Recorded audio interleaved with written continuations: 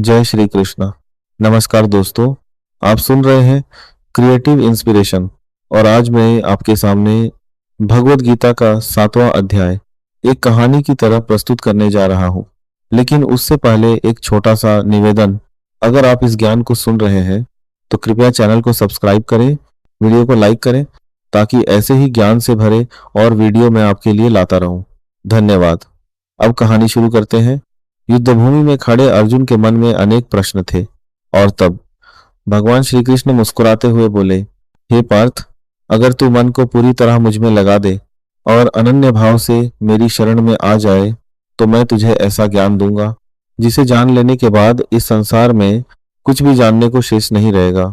कृष्ण कहते हैं, हजारों लोगों में कोई एक मुझे पाने की कोशिश करता है और उनमें भी कोई एक ही मुझे सच्चे रूप में जान पाता है।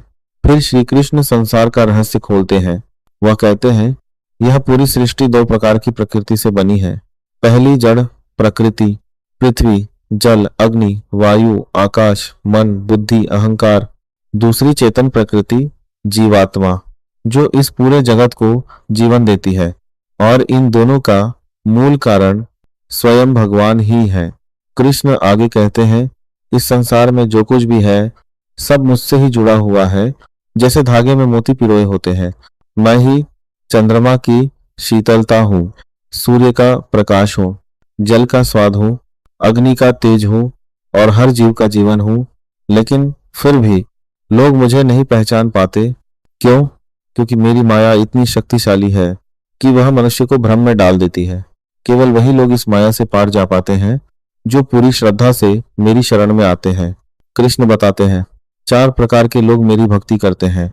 दुहखी, जिज्ञासु, धन की इच्छा रखने वाले और ज्ञानी। इनमें सबसे श्रेष्ठ वह ज्ञानी है जो मुझ में ही सब कुछ देखता है। कृष्ण कहते हैं, बहुत जन्मों के बाद जब कोई व्यक्ति सच्चा ज्ञान प्राप्त करता है तब वह समझता है सब कुछ वासुदेव ही है और वही व्यक्ति सच्चे अर्थों में भगवान को प्राप्त करता है। लेकिन जो लोग इच्छाओं में फंसे होते हैं वे अलग अलग देवताओं की पूजा करते हैं और उसी के अनुसार फल पाते हैं, परंतु वे यह नहीं समझ पाते कि सबका मूल एक ही है। कृष्ण एक और गहरा सत्य बताते हैं, मैं सबको जानता हूँ, भूत, वर्तमान और भविष्य।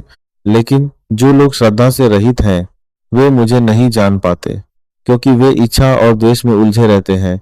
लेकिन जो लोग मेरे शरण में आ जाते हैं और जन्म मरण के चक्र से मुक्त होना चाहते हैं वे ब्रह्म को जानते हैं, आत्मा को जानते हैं और कर्म के रहस्य को भी समझ लेते हैं। और अंत में कृष्ण कहते हैं, जो व्यक्ति हर जगह मुझे देखता है और सब कुछ मुझ में ही देखता है वह मुझ में स्थित हो जाता है और मैं उसमें। इसी गहरे रहस्य के साथ भगवत गीता का 7वां अध्याय समाप्त होता है। अगले वीडियो में हम 8वें अध्याय को समझेंगे। तब तक के लिए धन्यवाद। आपका दिन शुभ हो।